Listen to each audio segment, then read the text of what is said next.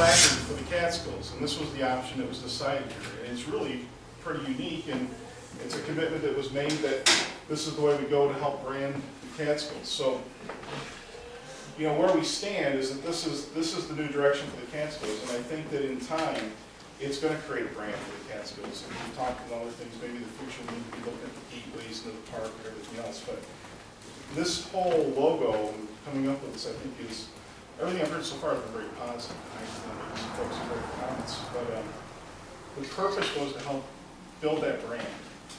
And I don't know, Bill, do you want to say anything? But there's maybe very involved in this too. Well, do you want to add to that? The other thing, the brown and yellow wasn't considered high contrast enough, but the brown and white was a safer sign.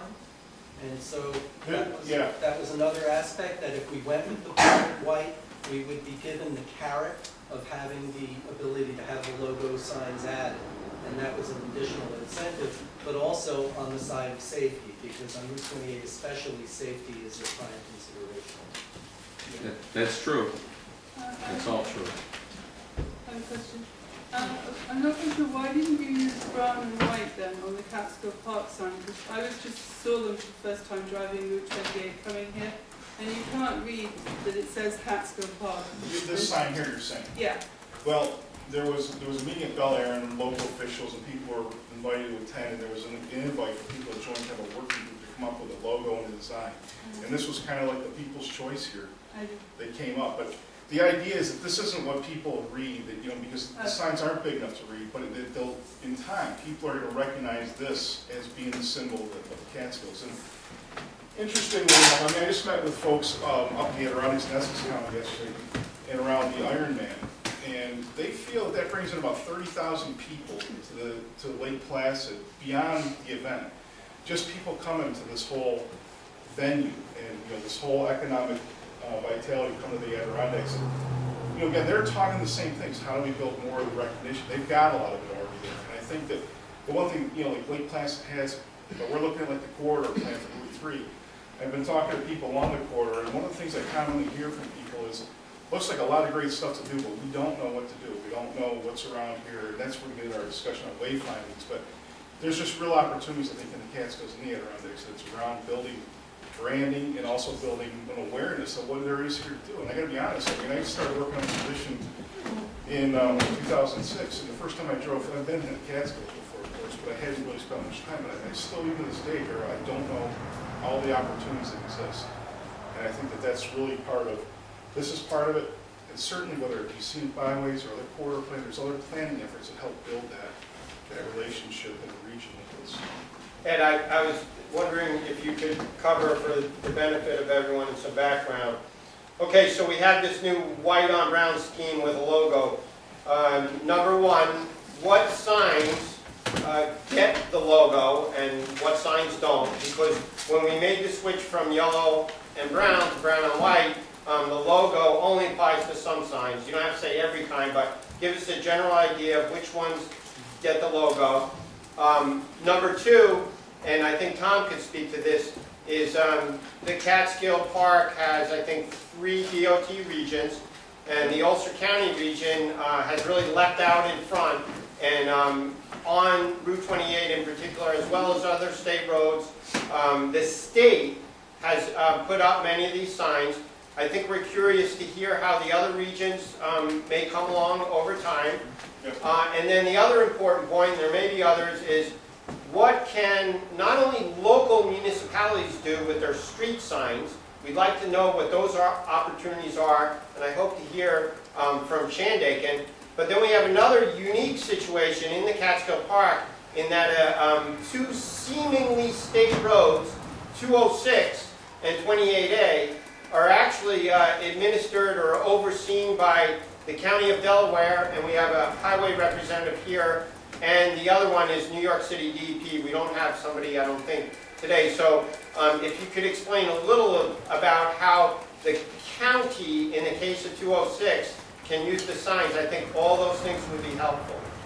Well, I'm really confused now with all of the questions. But I think that's part of what the whole issue has been about signage. There's a lot of people involved. And part of my role in the department, you know, I've got an environmental background. I mean, I've been working around engineering and doing projects for years, and I understand all this other aspects. But my background is there, so I'm not the expert on what to name all the signs, and so I'm going to defer some of that. But part of what my role has been is trying to build this consistency, because here we have 3 regions, in the Adirondacks we have 3 regions, and I think maybe you heard of the governor that there's a proposal that we're going to be going from 11 regions at DOT to 6. We don't even know what that means now, but the bottom line is what I want to see is this applied consistently, because that's how you build a brand.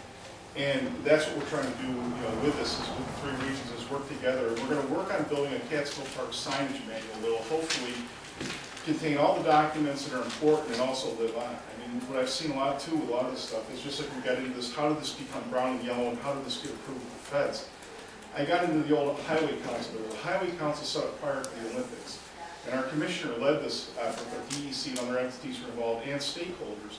And they actually went to Washington to make this happen. They had to really make a sales pitch for it. But, those people are all gone. When it's gone, you don't really know how it got there. So we want to build a sign manual that will live on, that this thing can continue, so that somebody 20 years down the road says, how the heck did they ever get away with doing a placard? This is something that we want to make sure gets done consistently. So the next step of this is we feel we've got to do this incrementally. We don't, everybody's under financial things. This isn't a real huge lift as far as finances, but we're going to do it quarter by quarter. That's the best approach we've decided is the best way to implement this as much as possible is quarter by quarter. But with 3 regions, we may have some people that want to get out in front and do another quarter. We're not going to prohibit that, but we're going to start with this 28 quarter being the primary one we want to build a brand and give people a good sense of how this is going to look. So as far as which signs get the placards, I don't know what we call these signs. You guys better I think everybody got, you get a handout that looks like this? All right.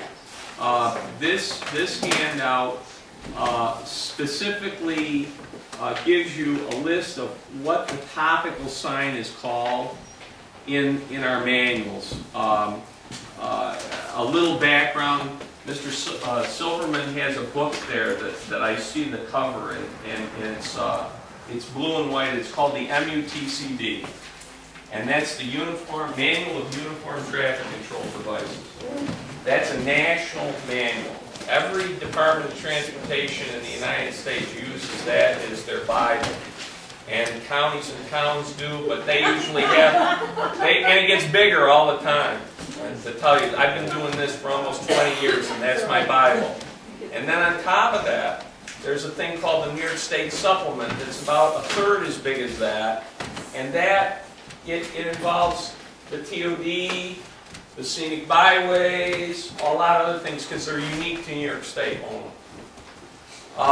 And then, included in the supplement refers to the Adirondack and Catskill Park, which are 2 unique areas within New York State. Up until the discussion about brown and yellow, there was no distinction between Catskill or Adirondack Park. The federal government said, we're reviewing all this, we have an issue with this. We understand the uniqueness of the Adirondack Park, and they had a governmental agency, if you're not familiar with it, it's called the APA, Adirondack Park Agency. They are a governmental agency. Regs, rules, things much more inclusive than is here. Okay? This doesn't get involved with that. It will not get like that, because it's not, there is no organization like that. There's agencies, DOT, DEC, the Catskill people, your municipalities, but you're not structured like the Adirondacks. I don't believe it'll ever get like that for many reasons. But in that, the federal government said, we'll let the Adirondack Park have brown and yellow. There was no logo. There is still no logo except the outline of the Adirondack Park. That's just as you enter the park. Otherwise, it's just a brown and yellow color. If you've been there, you'll see it on a lot of things. The brown and white, every other park in the nation, if they're using official signs, ultimately, I think over a period of time will be brown and white. It's going to take a little while because of financing things, but towns, counties, things outside of the Adirondack Park, anywhere else in New York State, will be brown and white. The uniqueness of the Catskill Park is decided to put this above certain signs. They're shown, you see this sign